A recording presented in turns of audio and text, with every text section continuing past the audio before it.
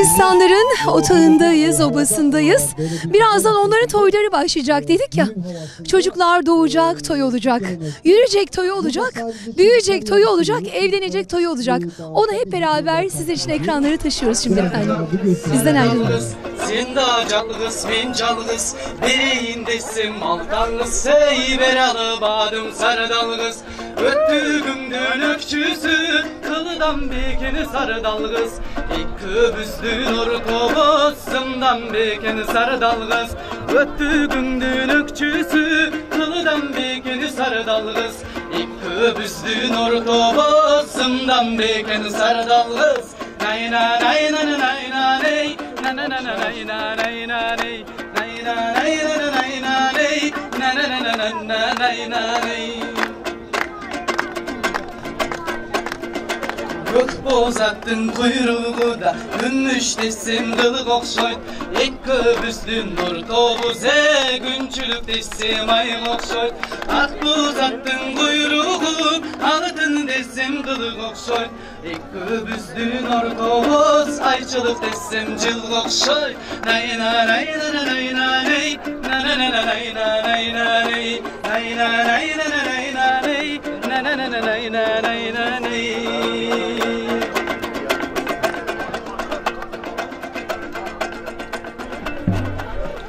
Şimdi burada tabii gelmeden burada karşılanacak, karşılandığı zaman da şimdi burada bekliyor, geldiği zaman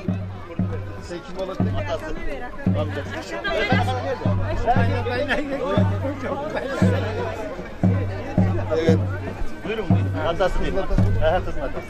Kızın babası tarafından kuşak bağlanıyor, bakın görmüş olduğunuz gibi. İşte Lan Oğuzlandırgan kayda?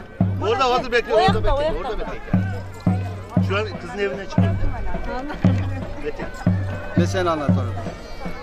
Evet, şu an kızımızı evinden, baba evinden uğurluyoruz. Kızın babası kızının kuşağını bağladı. Dualarla uğurluyor. Evet, alnından öptü. Evet. Bana verin. Evet, dua veriyor şimdi. Kızın ailesi, annesi, babası olarak son kez evinde ağırlandı kız gelinimiz. Şimdi oğlanın evine. Xudoyim sizlardan yaxshi kunlarga ato qilib, sizlarni Allohim o'z panohida saqlab, birlikda qarib, batqanlar oqqan, oldinlar chaqar bo'lib, bola boqqanlar bo'lib, Amin. Biz de eşlik ediyoruz. Evet. Evet, şimdi kız evinden artık ebedi evi olan eşinin evine doğru yolculuk başlıyor. Devam ediyoruz, evet. Evet, ileride de oğlanın ailesi bir grup bekliyor. Hoş geldin merasimi, evet. Oğlan tarafı kız tarafını karşıladı. Güzel bir görüntü almak isteyen kameralı arkadaşlar, evet. Kız tarafıyla oğlan tarafı karşılaştılar. Şimdi de evet. Kızı, gelinimizi ilk yemeğini, ağzını evet balla tatlandıracak kaynanası biraz sonra duağını açtı. Kızın gelin, evet, kaynana şu an oğlunun evinde, gelininin yani ebedi evinde ilk yemeğini, evet, ilk tadını tadıyor. Kaymakla ağzını tatlandırıyor. Evet, bundan sonra kaymak gibi berrak, temiz, tertemiz olsun diye evet kızın kaynanası gelininin ağzını tatlandırdı. Şimdi evet evine doğru alıyoruz hep beraber. Evet, komşu arkadaş çal.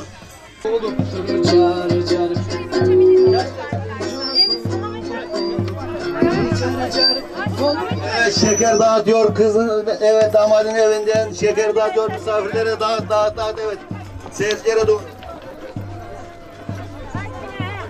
Oturduktan sonra kızın eteklerini taşla ve ağırlıkla altına gümüşle basıyor. Niye mi?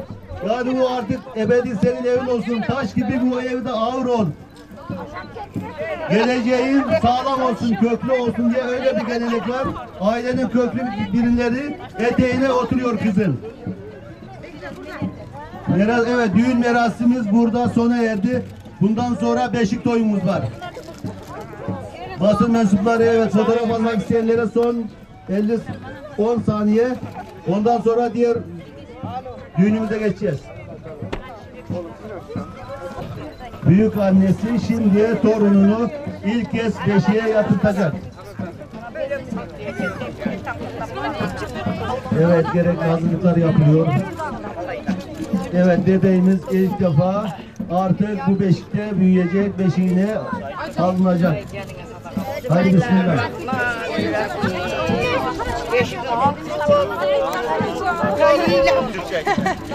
Beşiğin kutlu olsun, yüzün mutlu olsun kuatım.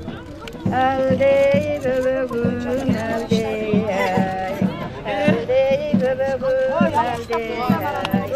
Hani köyde yoksul, halkın sigan kız olsun. Elin okşoş kız olsun, elin sigan kız olsun.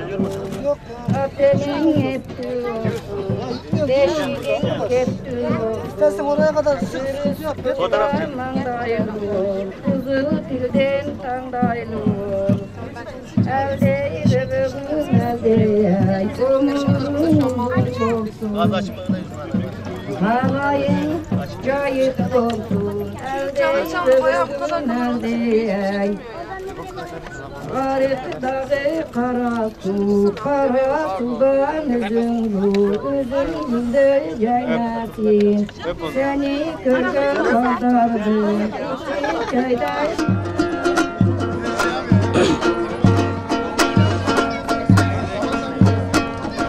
Sen de genim sen de gen senden bölük gör bugünüm gör bugün sen de gende çağır çabadı cürügüm sezim derdin toy boy sezim derdin toy boy sezim derdin toy boğun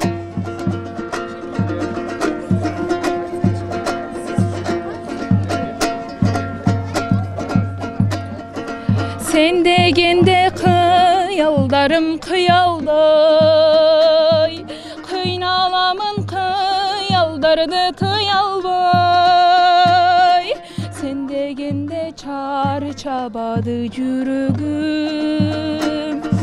Sezim derdin toy boy sezim derdin toy boy sezim derdin toy boğun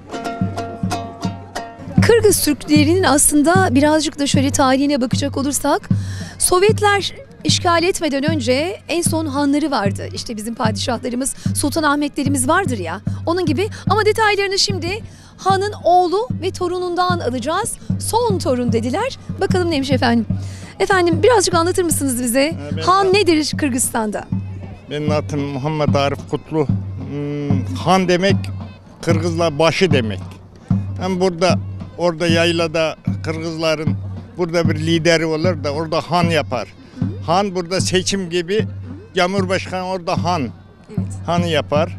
Han orada hizmet etmek için Kırgızların babam en son hanıydı. Afganistan'ı işgal etmeden biz Pamir Yaylası'da kalırdık. Bizim bölgelerimiz orada Sarıkol diyor. Biz bir kısmı Tacikistan'da, bir kısmı Çin'de, bir kısmı Afganistan'da böldüler İngilizlerle Ruslar. Eski zamanda onun... Yörük Bey gibi galiba. Evet, evet. Ha. Kaç yaşında şu an babanız? Babam vefat etti. Vefat etti. Ha, 90'da 78 yaşında. Türkiye'ye Allah rahmet gelip 8 eylesin. sene sonra vefat Vefat etti. etti. Şu an son olarak sizlerle torunları var herhalde değil mi? Evet. Bizler çocukları var, torunları var. Van'da, Erciş, Ulupamir bölgesinde. Hepsi bittikten sonra hanlık da bitiyor mu acaba? Bitiyor, Soy bitiyor. bittikten sonra hanlık bitiyor. Ha, bitiyor. Devam ediyor. Ama buralarda öyle yoktur. Türkiye'de. Bunlarda ağalar var Türkiye'de. Ağalar. Burada ağalar var, beyler var, ağa beyler var. O benim babam o gibi ağalar değildi. Halkına hizmet o. Bunlardan gelen Kırgızlardan 3000-4000 Kırgız'da hepsini Türkiye'ye getiren benim babamdı. Ne kadar Eğer o olmasa hiç bir Kırgız buraya gelemezdi. Şimdi ben şöyle Türkiye'de yaşayan ve Türkiye'de beylik ve ağabeylik yapan bir il beyimiz var yanımızda. Evet. Ama o da Türkiye'de hemen hemen Türkiye'nin dört bir tarafında birçok ile giden ve birçok derneğe, sivil toplum kuruluşlarına ve sizin gibi kültüre hizmet eden birçok kurum ve kuruluşlara destek veren bir beyimiz var burada. Evet, Hamdi Bey, şimdi Kırgızistan'a gidiyoruz, Han diyoruz, bir tarafa gidiyoruz, padişah diyoruz, bir yere gidiyoruz, ağa diyoruz, bir yere gidiyoruz, bey diyoruz ama biz size ağabey diyoruz. Şimdi bunun üzerine biraz konuşalım istiyorum efendim. Tabii burada 3 yıldır yapılan etnospor etkinliklerinde biliyorsunuz geçen hafta da Antalya'da bizim 3 gün uluslararası festivalimiz vardı. Onu bitirir bitirmez koşturduk buraya geldik. Amaç kültür. Burada soydaşlarımızı, kardeşlerimizi görünce çok mutlu oluyoruz. Yani onların bir de böyle Türkçe konuşarak anlaşmak çok mutlu ediyor. Alanda onlarca çadır var. Onları görünce, aynı dili konuşabilince çok mutlu oluyoruz. Yani kelimeler düğümleniyor insanın boğazına. Yani daha 90'larda biz Azerbaycan'ın Türk olduğunu yani 85'lerde öğrendik. Daha önce asimile etmişler, uzak tutmuşlar, dağıtmışlar. Onun için şimdi benim bir sözüm var. Obadaki kadar özgür, Cumhuriyet'teki kadar hür, imparatorluktaki kadar güçlü bir Türkiye ve Türk kardeşliği için el ele diyorum. Evet. Şimdi ben hanımızın son torununa hemen mikrofon uzatacağım. Dedeniz vefat etmiş, toprağı bol, mekanı cennet olsun. Ve siz de son olarak artık bu soyu yürütenlerdensiniz. Duygu ve düşüncelerinizi alabilir miyiz? Gerçekten. Evet. Yani dedem çok büyük bir insandı. Yani bu kadar Kırgız'ı buraya getirmiş. Yani gurur duyuyorum onunla. Evet, duygulandı. Şimdi adı ne olursa olsun, ister han olsun, ister bey olsun, ister ağabey olsun, yürekler, gönüller sevgiye ait ve birlik beraberlik adına aitse diyecek hiçbir söz yok. Evet, o sözün üzerine. Türkiye'ye geldiğimizde biz de Afgan diyordu. Babam diyordu biz Afganistan'da bizi Türk diyordu, burada geldik biz Afgan olduk diye. Burada bize Afgan diyordu. Babam diyor bu Afgan değiliz, biz Türk'üz, Kırgız Türkleri. Evet. Şimdi böyle ara sıra böyle burnunuzun direği sızlar ya, acır, şuranız acır. Aslında acıyan tarafımızdan selam gönderiyoruz. Türkiye'deki bütün Türklere, Türk olduğunu sonradan öğrendiklerimize de, o 7 Cumhuriyet'e de Türkiye'den kocaman selamlar gönderiyoruz. Ne diyoruz? Kırgızistan dilinde ne dersiniz sizler? Nasıl selam gönderirsiniz? Kırgızistan bizim eski babalar, dedelerimizin vatanıdır. Bizi bu Ruslar var. Konuşturalım. Ruslar bizi emperyalistler böldü bizi. Binlerce soya böldüler. Kazak dediler, Kırgız, Özbek dediler, Uygur dediler. Olmazsa biz hepimiz bir soydan bir eldik. Eskide Türkistan idi. Şimdi kaç cumhuriyete bölündü. Orta Asya'nı böldüler bizi. Şimdi bu zamandan beri bu 90'dan bu tarafa Allah'a şükürler olsun. O biz haritada Kırgızistan, Kazakistan diye bir adı vardı. Şimdi gerçeğini görüyoruz. Bir cumhuriyetimiz var. Övünüyoruz. Oraya gitse Kırgızistan'da cumhurbaşkanı var. Geliyor ne? Onun için övünüyoruz. Hem Türkiye'de en güzel şey özgürlük değil mi? Özgürlük en güzel şey. Yaşamak bizim Türkler için bir vazgeçilmezdir. Her yerden gelen burada gökerdi, göklendi, her şey yetti, ne oldu? Allah'a şükürler olsun. Türkiye bizim Orta Asya Türklerin bir yıldızıdır. Ay sağ olun, çok teşekkür ediyoruz. Teyze anne mi sizin? Ya bizim teyzedir bu. Benim annemin kardeşi. Amcasının kızı. Evet, şimdi ona da bir mikrofon uzatalım. Teyzeciğim, kaç yaşındasın? 68. 68 yaşındasın. Nerede yaşıyorsun? Yaşıyorum. Nerede? Van'da. Van'da yaşıyorsun. Ulupamir'de Ulupamir Yaylası'nda yaşıyorsun değil mi? Orada yaşıyorsun. Akrabalarım benim birlikteyiz. Hepimiz bir yerdeyiz. Kırgızistan'ı özlüyor musun? Vatanını. Özlesek ne yaparız? Özlüyoruz da vatan. Vatan. Evet. Kaç sene oldu bana geleli? 36 sene oldu. 36 sene oldu. Aslında orası da Türk, burası da Türk. Gönlünün, ruhunun istediği yerde aslında özgür bir şekilde yaşıyorsun. Özgür bize. Allah'a şükür özgür bize. Ağanın hizmetim benim burada özgür biz. Özgürsünüz. Memnun, mutlu musun Türkiye'de? Türkiye'ne mutluyuz. Türkiye'ne mutlu oluyoruz. Aslında söyleyeceğimiz tek cümle ve tek kelime var. Bu vatan bizim, ne mutlu Türk'üm diyene. Ne mutlu Türk'üm diyene.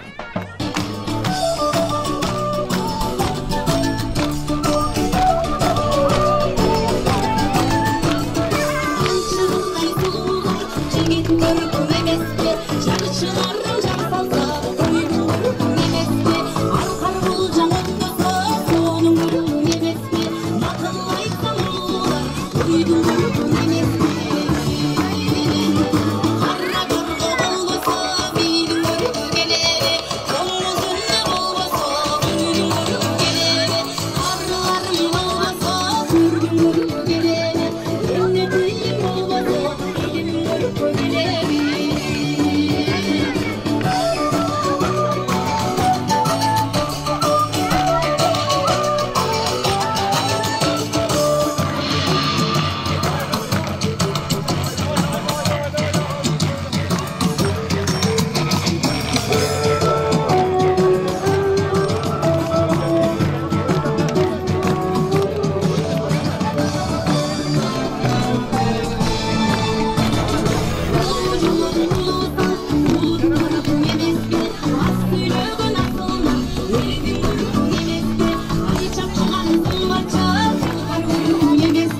Algısını şaşırır, şun kararı